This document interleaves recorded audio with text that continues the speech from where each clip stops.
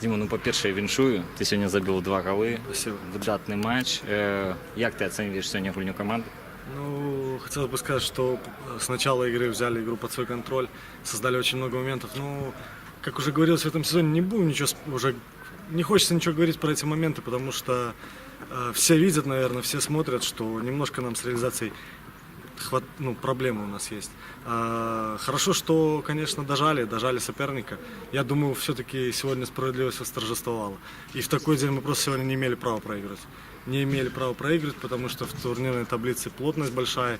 И сегодня у капитана нашего свадьба, с которой мы вот этой победой, надеюсь, мы его поздравим. Болельщикам спасибо за поддержку и надеюсь, что и в следующих играх все-таки мы будем реализовать моменты и забивать еще больше голов. Уже я запитувався об этом у Андрея Юрьевича. Завзяторы скандовали після, що кричали, що команда проявила характер. Сегодня, як вы, после забитого гола, вы не разгубились?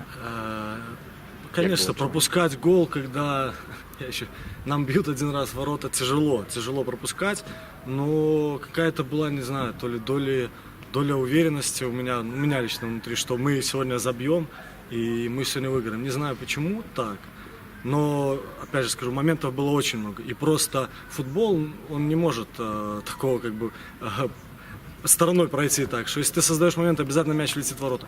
Хоть как. Вот сегодня заковыряли 2. Победа самое главное. Я думаю, реализацию поправим, и еще в следующих играх все будет еще лучше.